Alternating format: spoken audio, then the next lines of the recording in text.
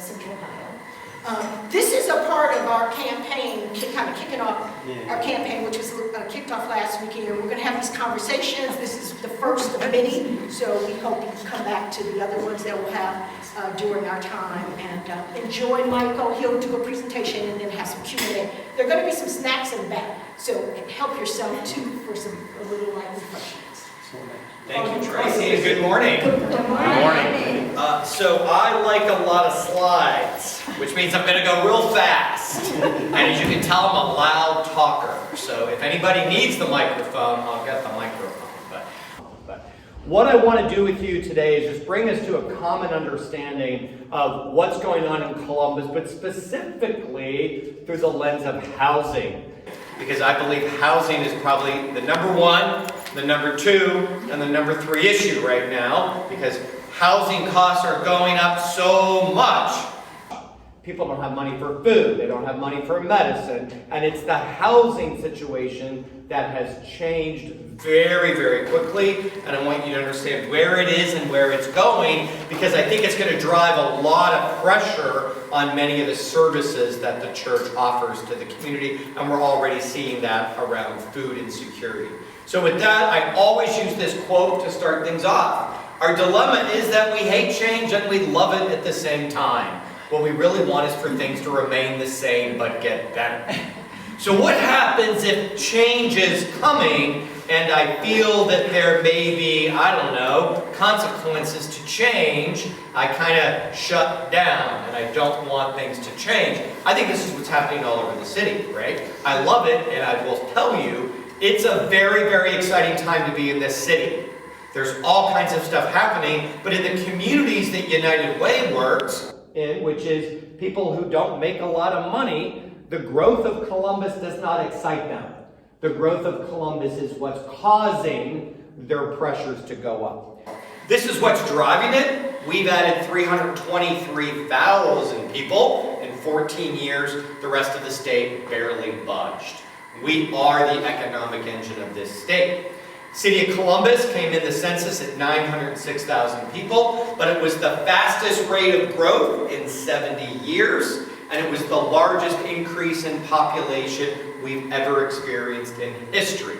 That was between 2010 and 2020. We have this, and then the growth is everywhere.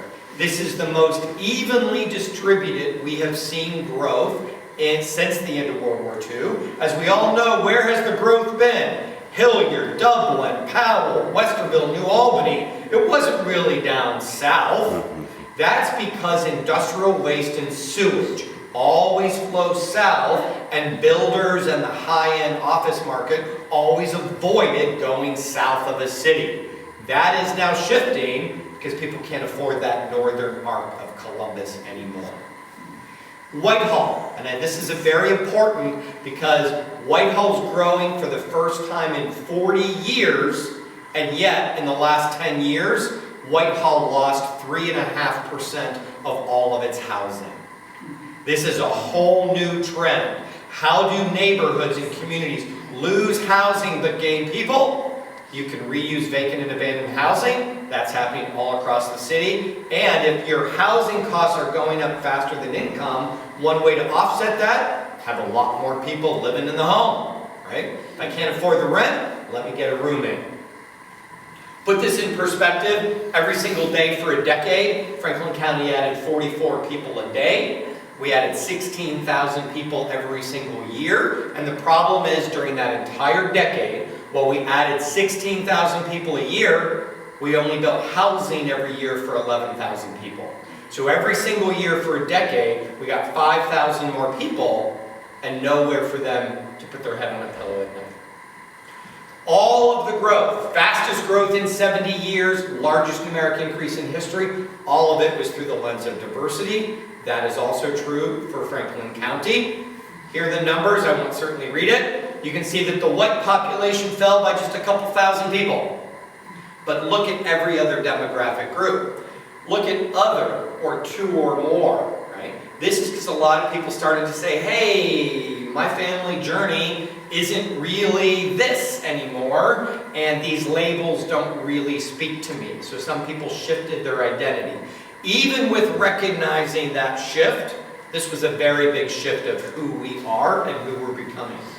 Now let's talk about COVID, because the last 4 years were kind of cray-cray with COVID, and it changed really everything. This is what happened in the last 4 years. The metropolitan region added 86,000 people. The rest of the state is now losing population. We are really the economic engine of this state. When you look at jobs, every single January there's a big event, first week of the month, called the Blue Chip Forecast, where a lot of economists sit down and they say, this is what happened last year in the economy, this is what we expect to happen this year in the local economy. And Bill Lafayette stood on that stage and said, I think we only added 4,500 jobs last year. There's workforce shortages. The jobs we're adding and the skills we have don't line up. Then they came back in March and they said, ruh-roh, all of that data was kind of wonky. We actually added 14,000 jobs last year, right? So we added a lot of jobs in the last 12 months, which means we need a lot of housing. So this is what's happening as well. During COVID, those first few years, Franklin County was a small percentage of the growth at just 37%. Last year, Franklin County was 57% of the growth of the region, meaning during COVID, everybody left the cities. New York, San Francisco, Miami, they plummeted in population. We saw that, not at the great extent. I'm here to tell you the 2024 data proves it. We are back to all the pre-COVID patterns of growth. That was a 3-year interruption due to COVID, but it's over. You can see it here. In the first time ever, Franklin County actually lost 6,000 people during that first year of COVID. Not a huge number, but we never experienced population loss. You can see that that population gain returned, and last year it really returned. So in the 12 months of 2024, Franklin County added 17,400 people. That's a lot of people to add in 12 months. Look at the growth rate. We lost population, it came back. The growth rate last year matched the growth rate of the 2010s. I'm just confirming for you how many ways in which COVID is now gone. And when we look across the metropolitan region, not everybody is growing at the same rate. If you see that dark blue, growth is still moving to Union and Delaware County because Franklin County is kind of filled up to that northwest quadrant, and that growth is moving over those lines into Union and Delaware. When you look towards Appalachia, you look at Hocking, you look at the Orange counties, as you move further southeast from downtown Columbus, you already start to see the economy starting to struggle on the southeast quadrant of our metropolitan region. Big difference between what's happening in Union and what's happening down in Hocking. When we look at annual population growth, this is what's happened across the metropolitan region. Again, we're back. And then we look at the components of growth, which is very important, and this looks very different. Natural increase, that's how many babies were born versus how many people passed away. And that was 27,000. Look at that next bucket. 61,000 people in the last 4 years moved to Columbus who were not born in the United States. It's a really big part of what's happening. And for the first time ever, Columbus Metro is losing population from American-born people. This has never happened before because the growth we have of American-born people is a very clear pattern. American-born people move here from Cleveland, Akron, Dayton, Youngstown, Toledo, because there's no jobs in those places. So they move on down to Columbus to get an education or to get a job. Well, what happened over the last couple of years is rents and housing costs in Columbus really went up. And they really went up compared to Dayton and Toledo and Youngstown. So if you're that young person and you're thinking, I want to move to Columbus, and then you go into the listings and you see how much an apartment is, you're like, I don't know, maybe I'm going to keep this job and live with mom and dad and stay in Dayton. Right? The housing market is changing those patterns. International immigration was 71% of our growth over the last 4 years. This was the largest percentage international in-migration has ever been of the component of our change in history. So if there is a change, right, if foreign-born people begin to leave the United States, that will dramatically shift things here. Huge out-migration during COVID. As I said, every single major metropolitan region lost people during COVID. Last year, 90% of every metro in America is now gaining again. All of that, hey, I'll only have to work 1 day a week at the office or 0 days at the office, right? When Mike DeWine says, hey, everybody's got to come back to work 5 days a week, right? I guess I don't want to live in Ross County and make a 2-hour commute every day. Patterns are changing because the way we work is now changing. So let's talk about what happened here in the Near East Side. Data for the last couple of years gets wonky at the neighborhood level. What I'm sharing with you is what happened in this neighborhood from 2010 to 2020. This neighborhood is now growing for the first time in 60 years, just like Whitehall is growing. But if low-income people are being displaced from the Near East Side and you pick up and move out, where's the next place you can go if you're a low-income person? Bexley? No. So you just leap over Bexley and you show up in Whitehall. Whitehall's growth is very much a reaction to people getting pushed out of high housing costs in urban neighborhoods. Every urban neighborhood is behaving the same way. Whether it's the north side, south of Children's, Franklinton, every one of these urban neighborhoods is losing children and losing senior citizens. What does it mean when you lose children and seniors? Generally, we want neighborhoods to be an organic place where everybody of age and income and race and culture live together. Well, all of a sudden now, if your housing market begins to behave in really unique ways, and the prices of housing double, triple, and quadruple, children and senior citizens aren't active in the labor market. So they don't have the ability to contribute to that jumping housing cost in the same way as people who have employment. This neighborhood has 20% less children age 5 and under than it did just 10 years ago. So when you look at the school enrollment and where I think Columbus City Schools stumbled in their school closure plan, every elementary school up on 161 is bursting at the seams. Why? There's a whole bunch of young new American families up there with school-age kids. Why are the schools on the Near East Side kind of quiet? Because we're losing children. Right? And when you look at the age demographic, if this neighborhood already has 20% less children 5 and under, we don't have them to move through the school pipeline. So the schools in urban Columbus are going to get quieter and quieter and quieter. And I'm here to tell you, I don't think there's going to be many children within 3 miles of Broad and High in the next 10 or 20 years. There just won't be. And they're all reacting to that housing market. So back to the Near East Side. I said all of the growth of the city was non-white. Well, if I live on the Near East Side, I have a very different opinion of what I think is happening, because the white population in this neighborhood surged from 19 to 37%, and the black population plummeted from 75 to 58%. This neighborhood has an opposite experience of the rest of the city. It's becoming more white, it's losing children, it's losing seniors. That is not what's happening across the city. You are uniquely situated in that regard. If we look historically about this neighborhood, that red line is everything from Broad Street, where we sit, up to the railroad track. It's 670, I should say, from downtown over towards Bexley. That's the red line. The blue line is from Broad down to Livingston, from Children's over to Bexley. This part, north of Broad, has been the heart of the black community for a really long time.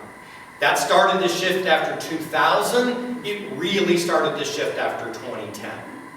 If you look at the blue line, that part of the Near East Side was 4% black in 1940. 20 years later, it's 40. 20 years later, it's 80%. It holds that racial identity for 20 years, and then it starts to shift sooner than this part of the Near East Side, and now that part, south of Broad, looks like it did in 1960. However, when that blue line where the letters say south of Broad, when that was happening, that was redlining, restrictive covenants, urban renewal, highway building and busing. That was white flight. Well, that stabilizes, right? Then the city kind of stabilizes out. The growth of the city accelerates. We don't build enough housing. White wealthy people start moving back into the city to grab vacant and abandoned housing or to grab those vacant lots. This is what the population of this neighborhood has done over decades. If you go back to 1940, the Near East Side was 16% of the city. Now the Near East Side is 2% of the city. And so a lot of times when I go around different neighborhoods, people will say, my neighborhood needs this kind of policy. It's hard to set policy when your neighborhood is behaving uniquely out of everybody else, right? And what the Near East Side needs is really not what Franklinton needs, and those are two urban neighborhoods. The Near East Side doesn't need what Clintonville needs. How does city government establish policy when it has so many different neighborhoods behaving in unique ways? And by the time I get to the end, I will leave you inspired with some amazing things that are happening that give me optimism, despite how dark things might get when we get into the housing data. So when we look at this neighborhood, what happened over the last 10 years? A huge reduction in vacant housing. A third of all the vacant houses in this neighborhood got reused in the last decade. There are 1,200 less vacant homes in this neighborhood than there were 10 years ago, and you see that. You can't drive down any street on the Near East Side without seeing a house getting renovated or a new house getting built. This is an example of what that pressure on the Near East Side is doing. These are select properties closer to Children's Hospital. If you can't read the numbers in the back of the room, see that house with the little yellow door? That house went from $154,000 to $270,000 in 90 days. That house in the bottom center on Champion went from $123,000 to $340,000 in 120 days. Now, by a show of hands, how many people do you think are families with school-age children that are buying $400,000 houses on Champion? Right? The laughter says it all. You know exactly who's buying that house. And so what's happening is, you used to have a renter family that had school-age kids. Someone comes in, buys that house, they flip it, they triple the price. Who buys it? A single person. So that house went from 4 people to 1 person, but the value triples. That's called gentrification. And that's what's happening in Franklinton. It's happening here. It's happening down in Marion Village, Schumacher Place. It's heading down Parsons. So now we leave that and go to the whole city. In red, you see where the black population's dropping. In green, you see where the black population's rising. And this entire Near East Side is caught up in this urban pattern of, and I will oversimplify it. After 2010, black families started to leave the urban core of this city. Some of that is they were being pushed out. Some of that is they were choosing to move out, because if I could pick up and move and stay in the city of Columbus, but get into the Westerville School District, if I could pick up and move out and get into Reynoldsburg, if I could pick up and move out, but still have a modest apartment in Gender Road in Columbus, but get into Canal Winchester, I'm going to move for a better school for my kids. Nobody knows how much of this movement is push and how much of it is pull. It is both going on. Largest drop in the white population was Franklinton, not here. The black population in Franklinton fell 60% in a decade, and you see these two pictures. The decade began with the public housing authorities, Riverside Bradley. 10 years later, at the exact same spot, was a Casto community called River and Rich, and the black population fell 61%. Here is where Black Columbus is headed.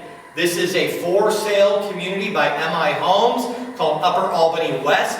More black and African American households moved to the edge of New Albany than anywhere in the metropolitan region. Those 3 census tracts are in Columbus, attached to New Albany, and that is the black middle and upper middle class migration to northeast Franklin County.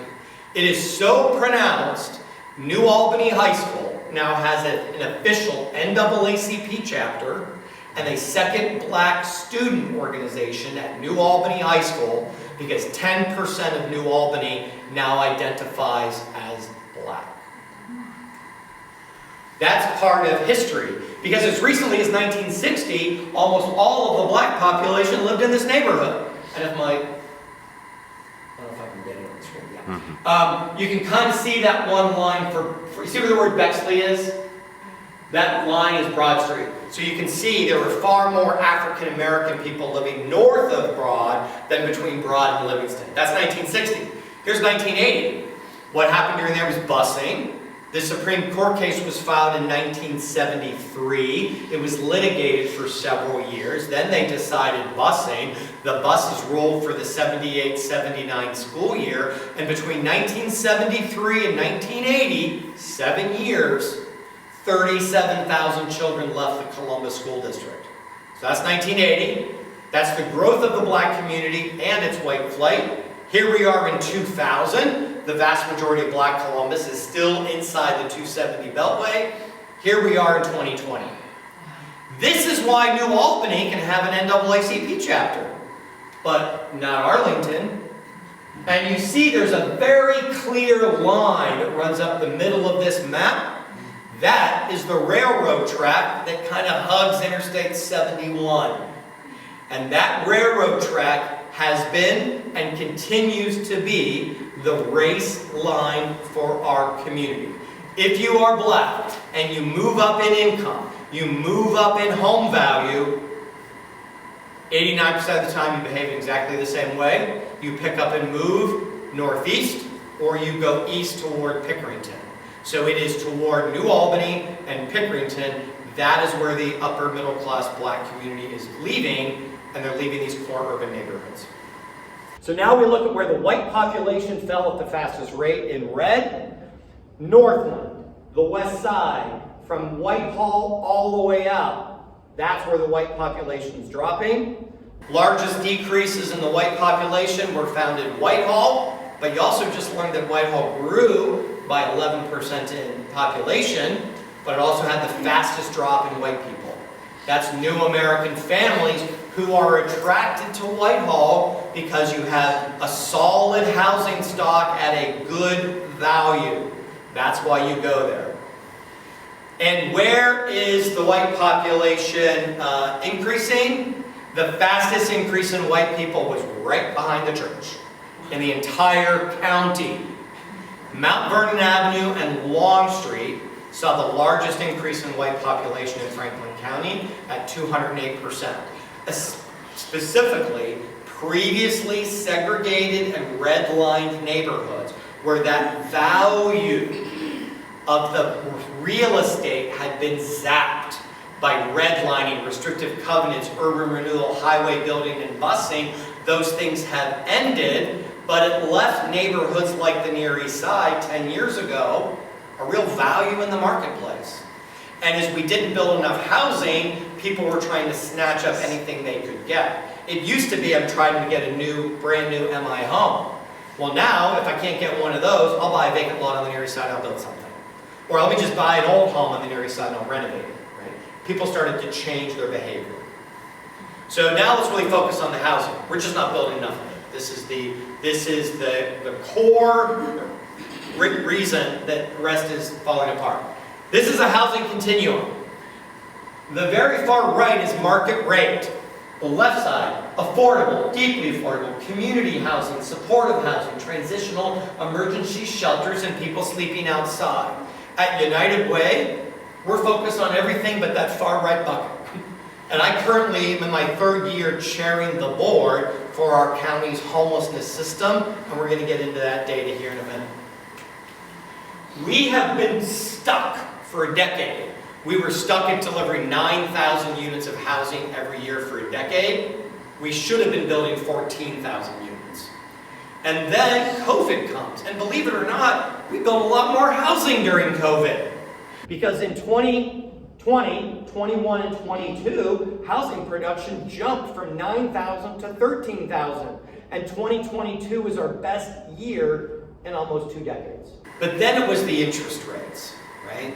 Because land runs high now, labor was running high, lumber was running high, the interest rates really hurt a market like Columbus. And we started to see construction fall off. This is what that means. In 2010, we had 107 housing units for every 100 households. So at any given time, there are 7 housing units available, just don't have anybody in them right now. So if I'm a renter or a home buyer, I've got an okay selection of what's around town by neighborhood and by price. By 2020, we got to here. And that's why it started to feel very different for all of us. And so when you think about it, back in 2010, people talk about affordable housing. I don't really know what that is or who qualifies. There's so many definitions. All I know is it's complicated and it's for someone that isn't me. Right? And then by 2020, change the order of affordable housing to housing affordability. And all of a sudden, people with $100,000 incomes were like, uh-oh. Right? Uh-oh. I'm feeling it. Everyone's feeling it. If we don't change our region, we're on track to be here. So what I'm telling you is, it's a difficult housing market you haven't seen bad yet. It's a coming. Every big West Coast growing American city, Seattle, Portland, San Francisco, LA, they've been at that ratio for a long time. Los Angeles County only has 88 housing units for every 100 households, and the median price of a home there is $970,000. The cheapest home on the market in LA is an 800 square foot slab ranch in Watts for $350,000. This is what our prices are now. They're out of whack. In red are the 1/3 most expensive. Light blue is that middle tier. Dark blue is where there's still some value in the marketplace. Where do you see more dark blue? The lower end of the map, where the water and sewage and industrial waste would go. That's where you went for value. We now have 7 communities that have median home prices that are topping $500,000. There's 100,000 people that live in those 7 places. They are out of reach for even a family where you've got a teacher and a firefighter. Even they can't get in a 2-income household in those suburbs. Here's what happened with the price increase that Michael Stinziano just released. And we were all kind of shocked that the county went up 42% in value in 3 years. We didn't all go up in value. Look at Grandview Heights. It barely budged at 17%. Find Whitehall on the map. What? A 68% increase in home value in 36 months? Well, yeah, when all the low-income people are getting pushed out of south of Children's or the Near East Side or Franklinton, and let me ask you, who's building a 900 square foot, 1.5 bath, 2-bedroom starter home? When was the last time anybody built a starter home? Never, decades.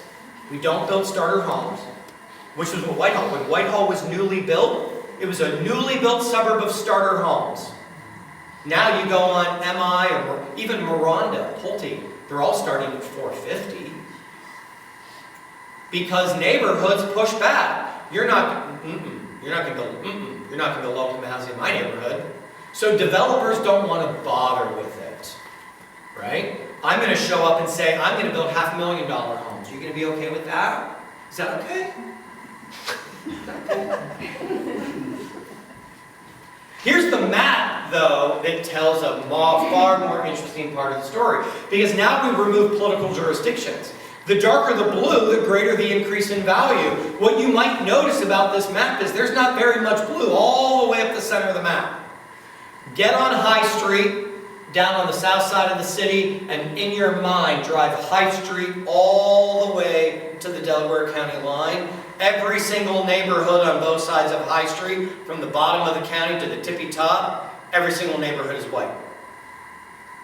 High Street is only white neighborhoods. It is the white, privileged spine of the county. It's always gone up in value. So if the growth of the region's accelerating, that growth has moved inward. We haven't built enough housing. Where did all the housing consumers go to pick up housing? Where there was value. Linden, south of Children's, Franklinton, their home values went up 100% in 36 months. The largest increase in real estate value is entirely in black and brown neighborhoods. Redlining, restrictive covenants, urban renewal, highway building, and busing. We stopped it. We never did restorative justice. What's happening today? That map that shows the last 3 years of real estate, that's redlining and restrictive covenants still playing out. We think it ended. The practice ended. The impacts are very much alive. It is only because of that devalue, and every dot on this map is where a house got flipped in the urban core. It's only because black and brown neighborhoods, that wealth was either suppressed or taken, that it was now ripe for a new experience. What I'm suggesting is black and brown neighborhoods have always been victimized by policy. We stopped the policy, but it's still happening. It is interesting that I believe historians and demographers are going to look at that map of blue dots, and they're going to judge this period historically as one of the most unjust, racially inequitable periods of American history. Somehow we can look back on the 1930s around redlining and say, how did people let that happen? We're letting it happen right now. We just can't seem to see history when it's in real time. 2023, I don't have 2024 data. The Columbus region was #1 in the country for institutional buyers, meaning you buy the house for cash without an inspection. They're focused on two places, black and brown neighborhoods and neighborhoods with $200,000 to $300,000 in value. That's why Linden and south of Children's went up so much in value. If you were a black resident of Linden and you wanted to buy a vacant house in Linden, forget it. Because you're going to try to buy a house with an inspection and you want to negotiate a price. But the house already got sold to an investor before you even had the opportunity to submit your bid. Then we got rents went up 56% until 2022. In 2023, we had the third highest jumping rents in America. New York City, Northern New Jersey, then us. And then we have last year. So the median rent went up nearly 9% in the first 10 months of last year. Anybody's income go up 9% last year in 10 months? Probably not. More importantly, Bank of America looked at rental increases in the entire United States and all of our cities, and they said, yeah, rents are going up, but they're not going up at the same rate in all kinds of neighborhoods. Low-income neighborhoods have the fastest jumping rents. Wealthy neighborhoods have the slowest increasing rents because the wealthy neighborhoods is where all the new construction's happening. So when developers open a new 700-unit apartment complex, what are they offering? Incentives. 13 months for 12. No deposit, right? So when they open those things with incentives, it actually suppresses the market value increase. As I said earlier, no one's building starter homes. No one's building starter apartments. The population's growing, which means we have more low-income people with a finite supply.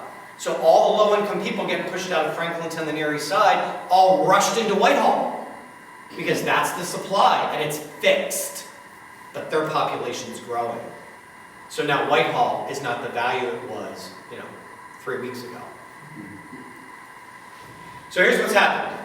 Rents continue to stabilize nationally, but the more inexpensive places, the Columbuses and Indianapolises, are still starting to see that rise because a lot of people are still leaving those really expensive East and West Coast cities. They can't afford it. Rent increases are impacting low-income neighborhoods at a different rate. And then the current housing shortage is really the main reason why homelessness is increasing and will continue to increase in this city. Now let's talk about evictions. Let's stick on the left side. That's how many eviction filings we've had. It's gone up dramatically. The middle set of bars, that's called writs of restitution. That's when you get the red tag on the door and you only got a couple more days to figure out what's going on. And if you don't figure out, come to a decision, or pay the rent, you gotta go. That's called a set out, where someone from the county literally sets your belongings out on the street. So look at 2022.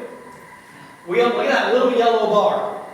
There were 21,000 eviction filings that year, and only 744 of 21,900 didn't get solved.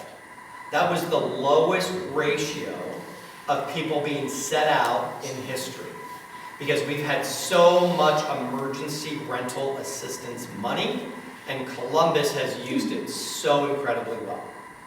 Then all of a sudden, as the housing market continued to heat up, and look at last year at 1,700, well, guess what? If we add 17,000 people in a year, and we're not building enough housing, what landlords are going to be willing to take someone who almost got evicted if they got 6 other people they could take who haven't?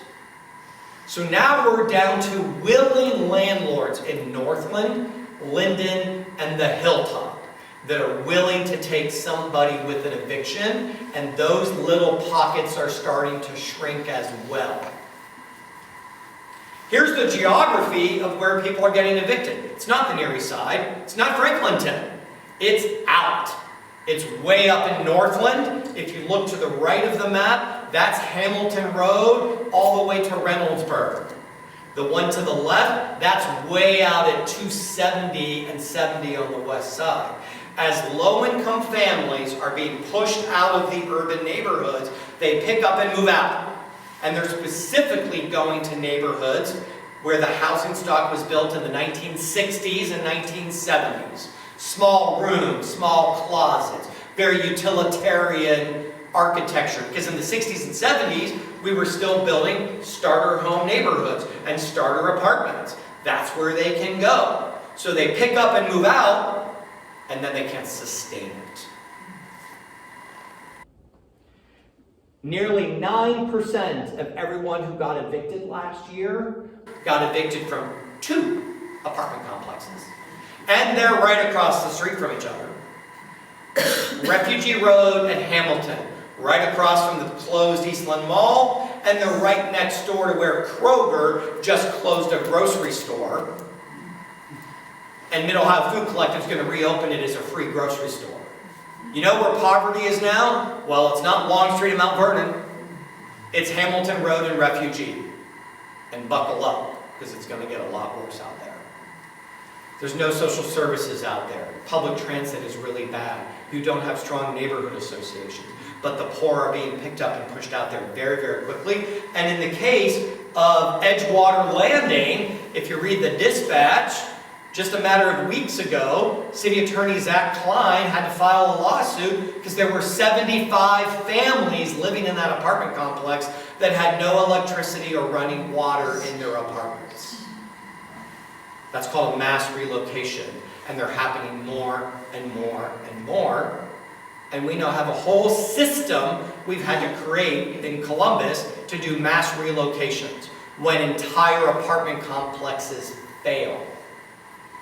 And you know it, because there's one right behind you, right?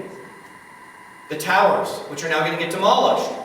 Thankfully, the agreement was the total number of units in those two towers with the pyramids on top, they're going to come down and they will be replaced by the exact same number of low-income housing units, but in a series of 5-story buildings, not high-rises. That's amazing that your neighborhood is going to get a one-for-one replacement of lost affordable housing and replaced. And I believe at some point collectively, the people behind that deal, I think it would be lovely if this church sends a letter that says, hey, thank you, right? We've not been involved in that, but we're your neighbor, and thank you for making that commitment to low-income people, because that's really important to your ecosystem, in my opinion.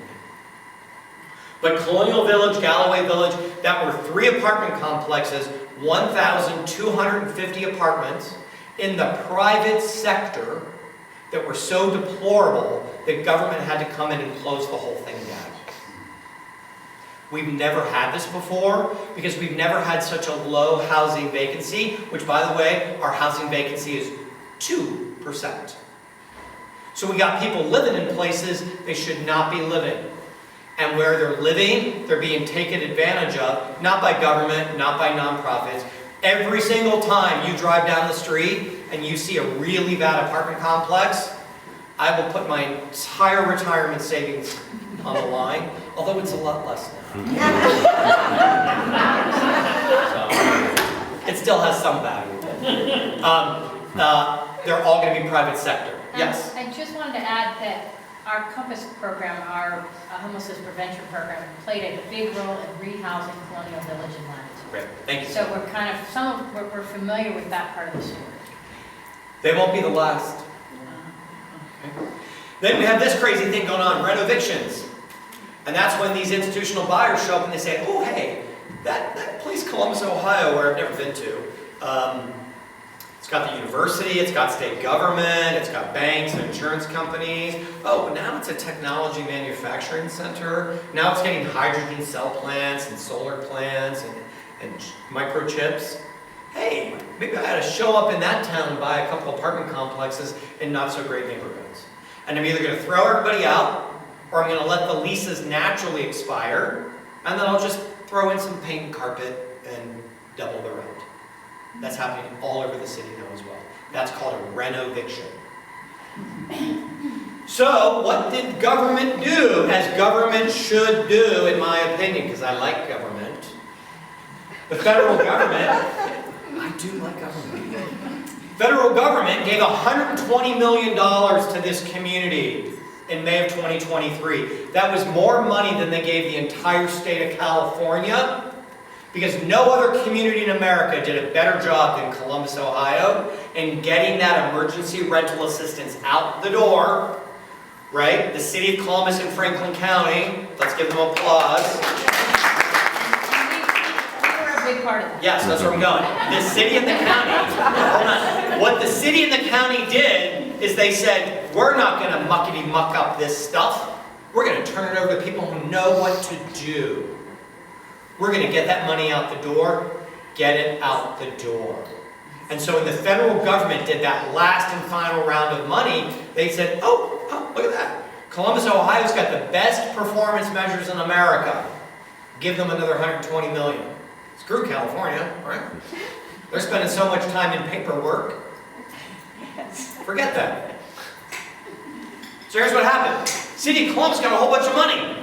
And they spent $84 million, and 73% of all the money went to female-headed households. 75% of all the money went to black households. Between the city and the county, 46,000 households got served by that government intervention that kept all those people from evictions, kept all those people from hitting the homeless shelter.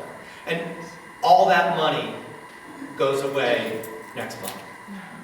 It's gone. And I am terrified. I'm literally terrified of what's coming. We hired 28 positions to do intervention, diversion, rapid rehousing. Those 28 positions are all defunded on September 1.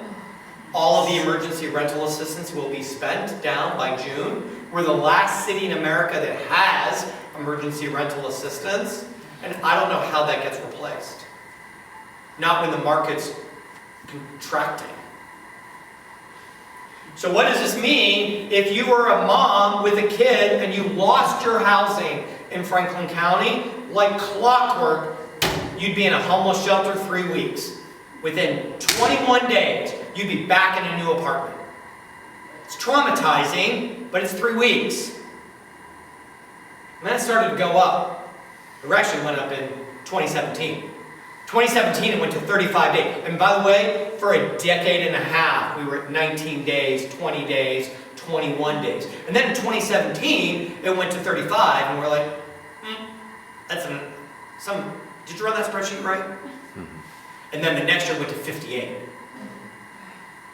The federal government says you're obligated as a community, every community is obligated to get people rehoused in 90 days. Nobody should be living in a congregate shelter in a bunk bed with a group of people for more than 3 months. And particularly if you're a mom with kids, you should not be in a family shelter. That's how we just ended 2024. We went from 3 weeks to 4 months. And we had a lot of money. That's how bad the market is constricting for the lowest income people.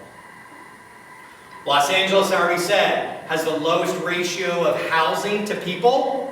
They have 73,000 people sleep outside every night in Los Angeles, including 6,000 sleep on sidewalks in downtown LA.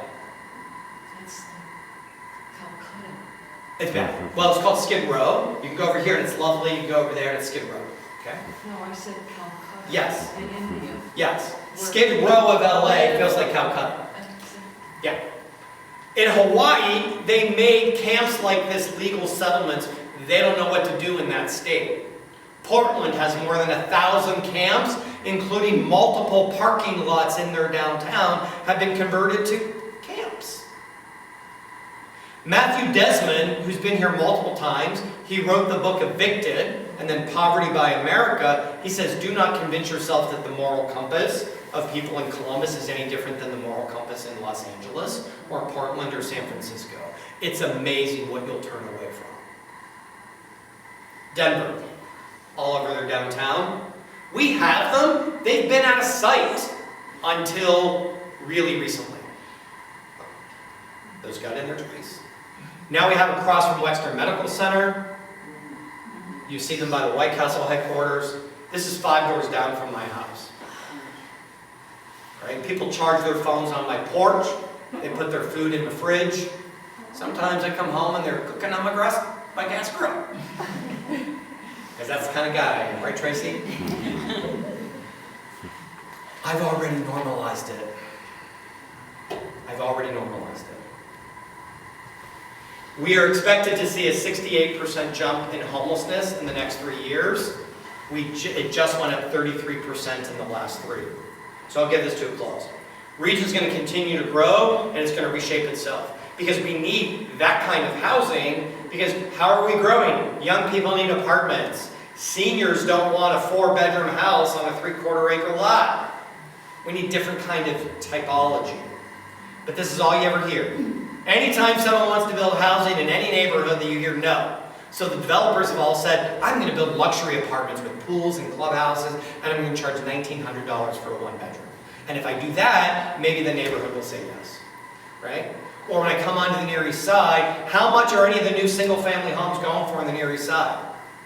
6, 7, 800,000, right? Because what does the neighborhood say? We got these big old grand homes. So you need to build a home that looks like all the other homes in the neighborhood. So you need to build a 4-bedroom, 3.5 bath, 2.5 story home on a single family lot. Well, that's a $795,000 new build. Well, what if that were something that looked like a house, but it was 3 units? A home is where a job goes at night. It's not any more complicated than that. And the jobs are coming, but somehow we're not saying yes to housing. So we have now said we need 200,000 housing units to manage future growth.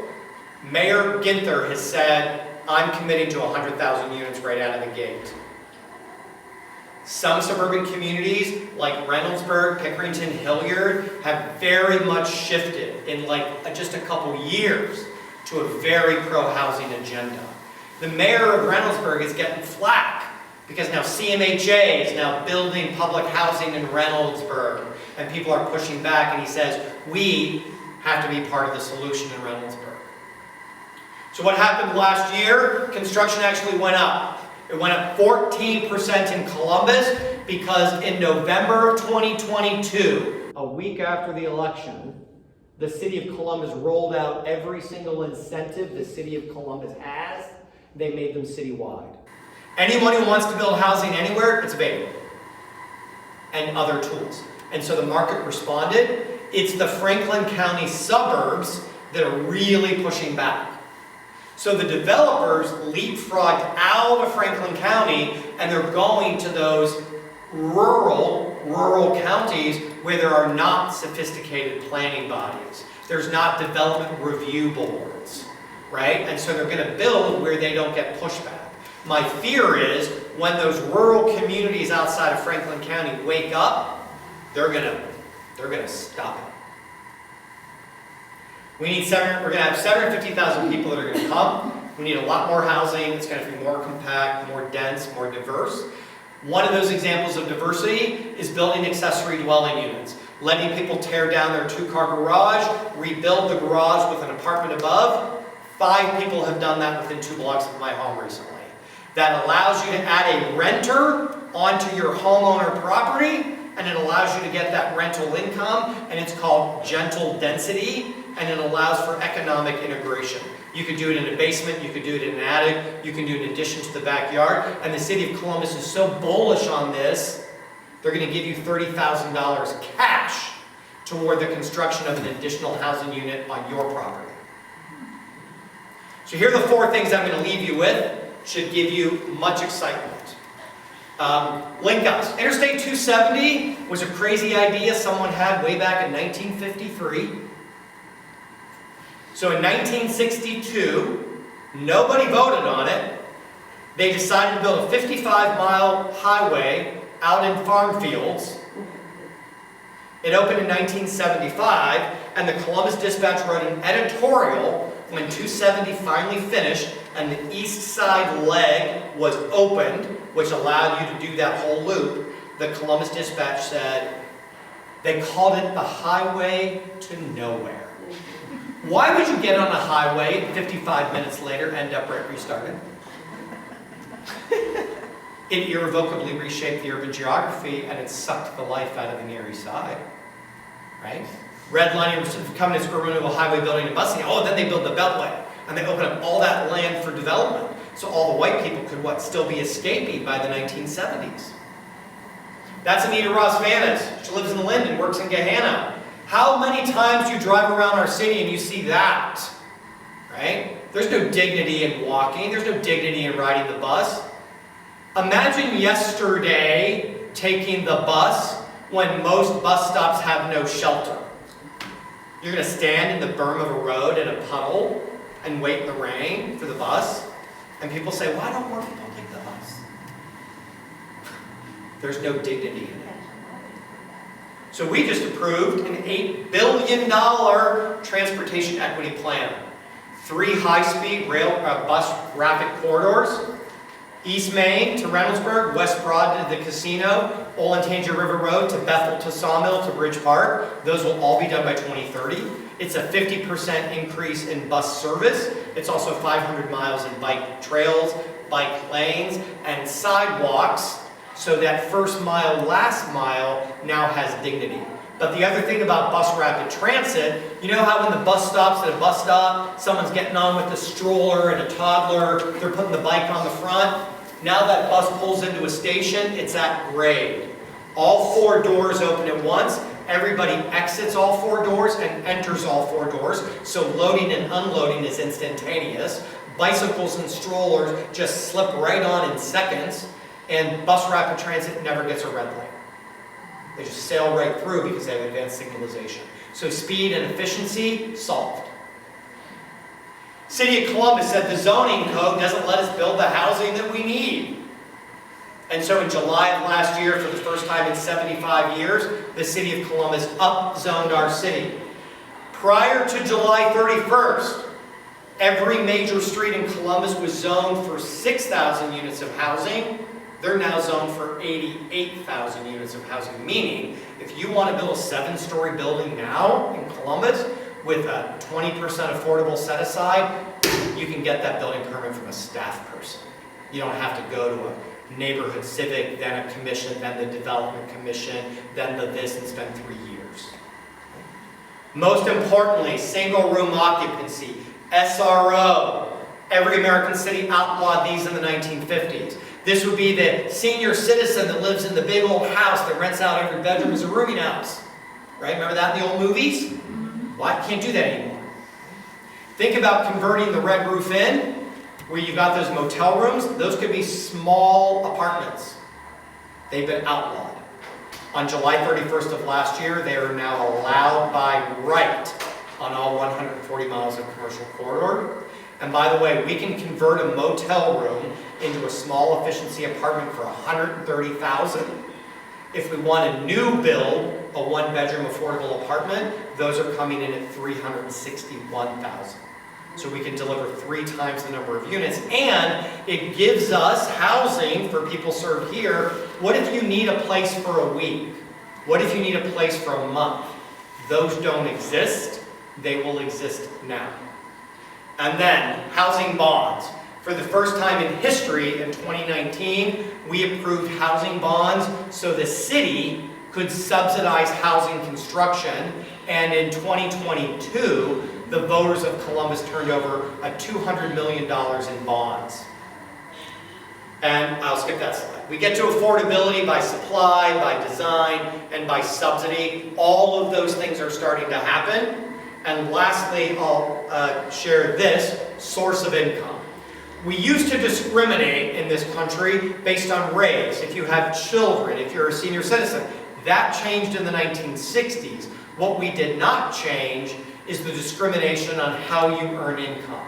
Because landlords would say, how much do you make at your job? That's what I'm going to use to qualify you for the apartment. I'm not going to look at alimony or child support, Social Security or disability, and I'm certainly not going to look at your housing choice voucher.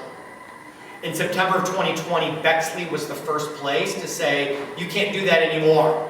All legal sources of income now must be included. Every single city on this slide now approves all forms of income for housing eligibility. This has been the fastest movement toward housing justice we've ever seen in this county.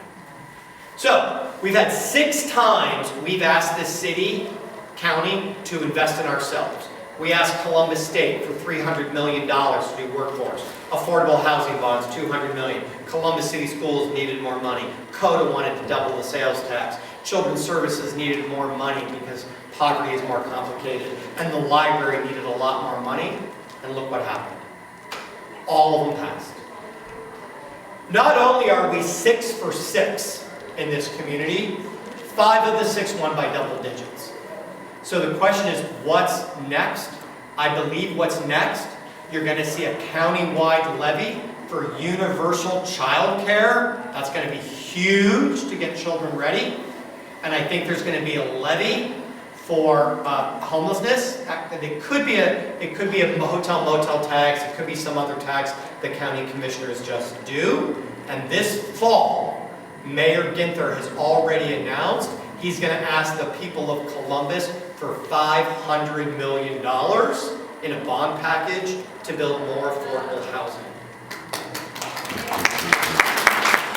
The solutions are ours. The solutions are clearly not coming from the federal government.